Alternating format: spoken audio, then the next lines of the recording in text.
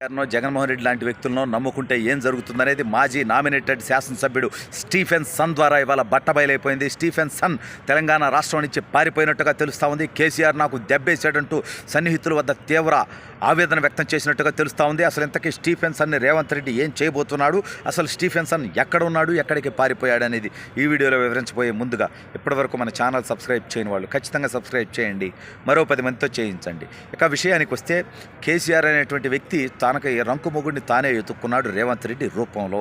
తను రాజకీయంగా పోరాటం చేయటం పక్కన పెట్టి వ్యక్తిగతంగా టార్గెట్ చేసి రేవంత్ రెడ్డి రాజకీయ జీవితాన్ని సమాధి చేయడం కోసం ఒక శిఖండిలా అడ్డం పెట్టుకొని నామినేటెడ్ ఎమ్మెల్యే, తను బీఆర్ఎస్ ఎమ్మెల్యే కాదు, అదే టీఆర్ఎస్ ఎమ్మెల్యే కాదు, కాంగ్రెస్ పార్టీ అతన్ని నామినేట్ చేసింది. అతను ఏ పార్టీ నుంచి ఎన్నికవ్వలేదు, ప్రజల నుంచి ఎన్నికవ్వలేదు, ఒక ఆంగ్లో ఇండియన్గా అతను నామినేట్ అవ్వడం జరిగింది. అది కూడా బీఆర్ఎస్ చేసింది కాదు, కాంగ్రెస్ నామినేట్ చేసింది. అతన్ని ఓటు ఎవరైనా అడగొచ్చు. ఈ ప్రాసెస్లో రేవంత్ రెడ్డి గారు ఎమ్మెల్సీ ఎన్నికల్లో తనని ఓటేయమన్నప్పుడు తనని ట్రాప్ చేసి డబ్బులు కావాలని, అంటే ఏ రాజకీయ పార్టీ అయినా ఇవాళ ఏం చేస్తోంది, ఆంధ్రాలో తెలంగాణలో వివిధ రాష్ట్రాల్లో ఏం జరుగుతోంది, ఎమ్మెల్యేలందరూ ఊరికే అభివృద్ధి మీద ప్రేమ పుట్టుకొని ఇతర పార్టీల మీద ప్రేమ పుట్టి పార్టీలు మారుతున్నారు, కేవలం డబ్బు కోసం అధికారం కోసం మారుతున్నారు, అది కామను. సరే, ఆ ప్రాసెస్లో ఇతను అప్రోచ్ అయితే రేవంత్ రెడ్డి గారికి ట్రాప్ వేసి అతను అరెస్ట్ చేసి జైలుకి పంపించి సొంత బిడ్డ పెళ్లికి కూడా రేవంత్ రెడ్డిని కొన్ని గంటల పాటు మాత్రమే పర్మిషన్ ఇచ్చి కోర్టు పర్మిషన్తో వచ్చిపోయినటువంటి వేదనకు గురి చేసినటువంటి ఈ దౌర్భాగ్యంలో పార్టిసిపేట్ చేసినటువంటి స్టీఫెన్ సన్ ఎప్పుడైతే రేవంత్ రెడ్డి గారు ముఖ్యమంత్రిగా రేవంత్ రెడ్డి నేను అని చెప్పి ప్రమాణ స్వీకారం చేశాడో ఆ సెకండ్ నుంచే అతను అబ్స్కాండింగ్లోకి వెళ్ళిపోయినట్టుగా, పారిపోయినట్టుగా, దాక్కున్నట్టుగా తెలుస్తూ ఉంది. మరి పక్క రాష్ట్రాల్లో ఎక్కడన్నా దాక్కున్నాడా? ఎందుకంటే కేసీఆర్ అతన్నేమి కాపాడు. ఎందుకంటే కేసీఆర్ మీద అనేక రకాలైనటువంటి కేసులు నమోదయ్యేటువంటి పరిస్థితి ఉంది. కేసీఆర్ చేసినటువంటి అవినీతి, దుర్మార్గాలు, వాళ్ళ కుటుంబ సభ్యులందరూ చేసినటువంటి దోపిడీల మీద రేవంత్ రెడ్డి రాబోయే రోజుల్లో ఖచ్చితంగా ఎంక్వైరీ చేయబోతా ఉన్నాడు. ఖచ్చితంగా దీని విషయంలో వీళ్ళైతే జైలుకు పోబోతా ఉన్నారు. ఢిల్లీ లెక్కర్ స్కామ్లో అయితే వాళ్ళ కాళ్ళు పట్టుకుని వీళ్ళ కాళ్ళు పట్టుకుని కవితను లోపలికి పోయకుండా ఆపి ఉండొచ్చు, కానీ అది కూడా ఒక బొక్కబడింది వీళ్ళకి. ఆ విషయంలోనే బీజేపీ బీఆర్ఎస్ ఒకటనే టాక్ మార్కెట్లోకి వెళ్ళిపోయింది. సరే, అది వేరే సబ్జెక్టు. ఇప్పుడు రేవంత్ రెడ్డి స్టీఫెన్ సన్ని టార్గెట్ చేస్తాడేమో అనేటువంటి ఆందోళనతో, టెన్షన్తో ఉన్నటువంటి మాజీ నామినేటెడ్ శాసనసభ్యుడైనటువంటి స్టీఫెన్ సన్ వేరే రాష్ట్రాలకు పారిపోయాడా, లేదంటే విదేశాలకు పారిపోయాడా? ఎందుకంటే రేవంత్ రెడ్డి అనేటువంటి వ్యక్తి మాటల వ్యక్తి కాదు, చేతల వ్యక్తి. తన కష్టంతో, తన రక్తంతో, తన చెమటతో, తన పోరాటంతో మాత్రమే ఇవాళ ముఖ్యమంత్రి స్థాయికి ఎదిగినటువంటి వ్యక్తి. జడ్పీటీసీ నుంచి 17 సంవత్సరాల కాలంలో ముఖ్యమంత్రి స్థాయికి తన స్వశక్తితో ఎదిగినటువంటి వ్యక్తిగా ఇవాళ రేవంత్ రెడ్డి తెలుగు ప్రజలందరి గుండెల్లో స్థానం సంపాదించినటువంటి వ్యక్తి, రాజకీయాల్లో విలువలు పాటించినటువంటి వ్యక్తి.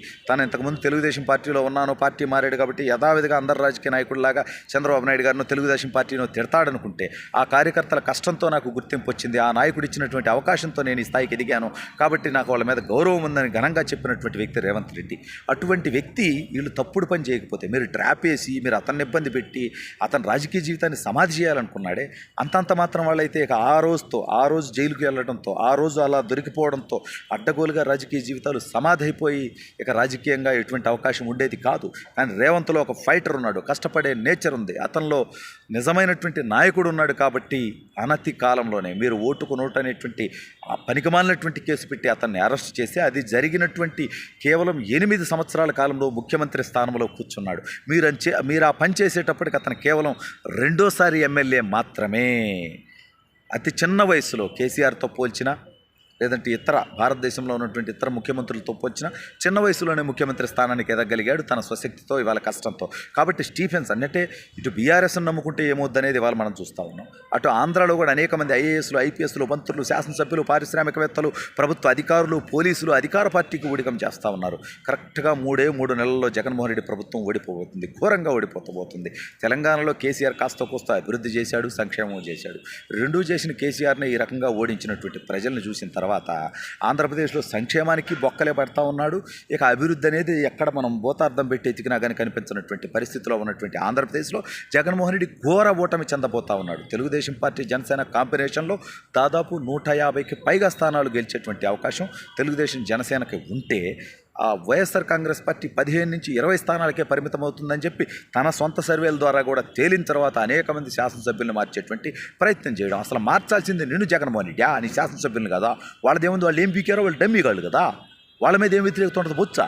అసలు నువ్వు చేసినటువంటి డెకాయిడ్ పనుల మీద 420 పనుల మీద రాష్ట్రానికి ఒక రాజధాని లేనటువంటి పరిస్థితి మీద పోలవరం పూర్తి చేయనటువంటి విధానం మీద ఈ రాష్ట్ర హక్కుల కోసం కేంద్రం మీద పోరాటం చేస్తా అన్నటువంటి దౌర్భాగ్యుడు అధికారంలోకి వచ్చిన తర్వాత నీ తల వంచి వాళ్ళ పాదాల దగ్గర పెట్టేటువంటి ఈ ఒంగుడు కార్యక్రమం చూసిన తర్వాత రాష్ట్ర ప్రజలందరూ నిన్ను అసహించుకున్నటువంటి పరిస్థితుల్లో ఓడగొట్టబోతా ఉన్నారు. ఈ రకంగా ఎవరైనా తెలుసుకోవాల్సింది ఒకటే, ప్రభుత్వ అధికారులు ప్రజలకు జవాబుదారీగా ఉండండి, నిజాయితీగా ఉండండి, నిక్కచ్చిగా ఉండండి. కేసులు పెట్టమన్నారు కదా అని పెట్టడం, అక్రమంగా పథకాలు కట్ చేయడం, ఇటువంటి దౌర్భాగ్యమైనటువంటి పనులు చేస్తే రాజకీయ పార్టీల నాయకులు ఏదో ఒక విధంగా తప్పించుకుంటారు, పారిపోతారు. కానీ మీ బతుకులు అక్కడే ఉద్యోగాలు చేయాలి అనేది, లేదంటే తప్పుడు పనుల్లో భాగస్వాములు అయిన వాళ్ళ బతుకులు ఏమవుతాయి అనేది ఇవాళ స్టీఫెన్ సన్ దగ్గర నుంచి రేపు ఆంధ్రప్రదేశ్లో ఉన్నటువంటి అధికారుల దాకా ప్రతి ఒక్కరూ అనుభవిస్తారు.